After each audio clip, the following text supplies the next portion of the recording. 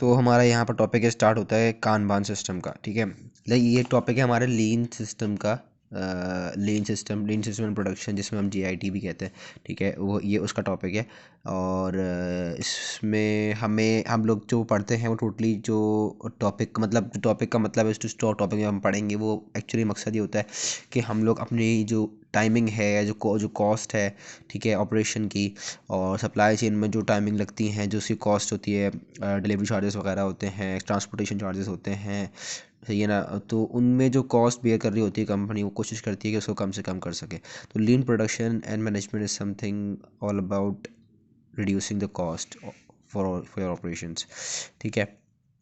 अब वो ऑपरेशंस सिर्फ ट्रांसपोर्टेशन और डिलीवरी वगैरह नहीं होती, वो ऑपरेशंस आपके वेयर हाउसिंग में, आपके असेंबली एरिया में, वहाँ पर भी चल रही होती है। उसमें क्या होता है कि भाई अब फॉर एग्जांपल कोई आपको कोई इन्वेंट्री है, ठीक है, वो इन्वेंट्री आपकी वेयर हाउस में रखी हुई है। अब आप वेयर हाउस से आप उसको आपने असेंबली एरिया में लेके जाना ताकि आप गाड़ी असेंबल कर सको, कोई पार्ट है आपका।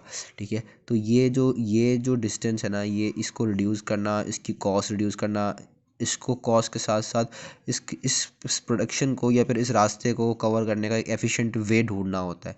उसको हम बोलते हैं क्या कहते हैं, लीन सिस्टम, जिसमें आता है जेआईटी। जेआईटी का मकसद ये होता है कि जब हमें इस असेंबली एरिया में ज़रूरत होगी तो हमें क्या कहते हैं, इस वेयर हाउस से लाने के लिए उसी वक्त जस्ट इन टाइम में सारा काम चल रहा होता है। तो यहाँ पर लीन सिस्टम में यही बात कर रहा था कि जो भी काम हो रहा है वो जस्ट इन टाइम में इसी वक्त हो रहा है। जब हमें असेंबली एरिया में ज़रूरत पड़ेगी तो हम वेयर हाउस जाएंगे, अगर हमें असेंबली में ज़रूरत नहीं है तो हम वेयर हाउस नहीं जाएंगे। और फिर जब वेयर हाउस से हम कोई माल ले आएंगे तो अगर वेयर हाउस में कोई कम पड़ रहा है तो उसको भी हम फिर फुलफिल करेंगे ताकि हमें असेंबली एरिया में कोई मसला ना हो। तो ये सब कुछ जस्ट इन टाइम पे चल रहा होता है कि जब हमें ज़रूरत होती है हम उसी वक्त चाहिए होता है। ठीक है, तो उसका एक न्यूमेरिकल है Kanban system. Kanban system I hope सब ने नहीं पढ़ा होगा। कानबान सिस्टम देख लेना यार, बहुत सिंपल सिस्टम है, कोई ख़ास इतना मुश्किल सिस्टम नहीं है। इसमें सारी बात यही है कि भाई इसमें ट्रैकिंग कर रहे होते हैं हर चीज़ की, कि अगर कोई कंटेनर के पास, यहाँ कोई कंटेनर में सामान है, कितना सामान है, कम तो नहीं पड़ रहा, जितनी ज़रूरत है उतना ही पड़ा हुआ है। ठीक है, एक्स्ट्रा प्रोडक्शन तो नहीं हो रही, एक्स्ट्रा मटेरियल तो नहीं रखा हुआ किसी कंटेनर में। तो ये उसको रखने के लिए, उसको ट्रैकिंग करने के लिए, क्या जब हमें ज़रूरत पड़ती है तो हमारे लिए ज़रूरत के टाइम पर मौजूद है या नहीं है। तो ये सब चीज़ें कानबान सिस्टम में देखी जाती हैं। ठीक है, इसका फॉर्मूला ये है भाई कि के D W dash P dash और अल्फ़ा और सी, ये सब क्या होते हैं। के जो है वो number of containers for part है, कि भाई एक एक पार्ट जो आपको फॉर एग्जांपल टोयोटा की कंपनी में फॉर एग्जांपल एक पार्ट है इंजन।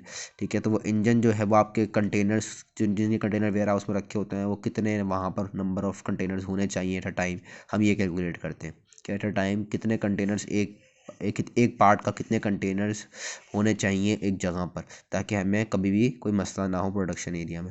तो ये डी है, इसको आप डी डैश भी कह सकते हो। ठीक है, आप इसको डी भी कह सकते हो।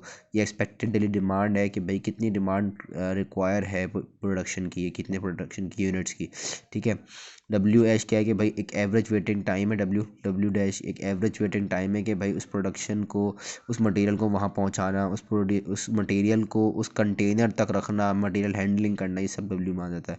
पी जो है वो आपका एवरेज प्रोसेसिंग टाइम पर कंटेनर है। मतलब क्या है कि अगर एक कंटेनर में आपको फॉर एग्जांपल 10 यूनिट चाहिए, ठीक है, और आपने ये कैलकुलेट करा है कि 10 यूनिट आपके के है, तो उस के को क्या कहते हैं, उस 10 यूनिट बढ़िया कंटेनर में उसको प्रोसेस करने के लिए, उसको फुल मतलब पूरा कंटेनर 10 यूनिट से फिल करने के लिए जो टाइम लग रहा होता है वो एवरेज प्रोसेसिंग टाइम है।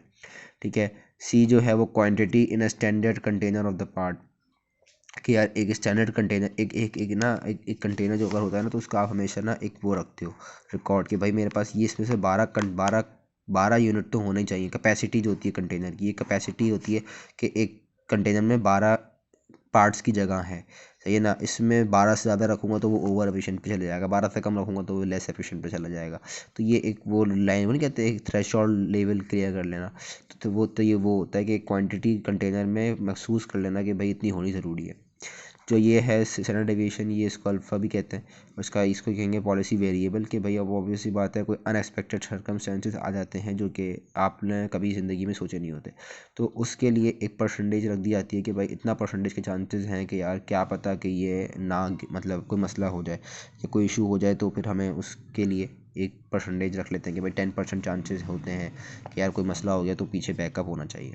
ठीक है, तो खैर ये फॉर्मूला है और ये कानबान सिस्टम है। इसका सवाल आएगा, कुछ भी नहीं होगा, कुछ भी नहीं होगा, सिर्फ सारी वैल्यूज़ गिवन होंगी, एक एक चीज़ की वैल्यू गिवन होगी, सिर्फ पुट करनी होगी। सिर्फ क्या करनी होगी, पुट करनी होगी, सवाल में से निकालनी होगी कि भाई कौन सी वैल्यू क्या है। उसका टास्क मैं तुम लोगों को देता हूँ कि तुम लोग कैसे निकालोगे। पेज नंबर 244 पर इसका क्वेश्चन है, ठीक है।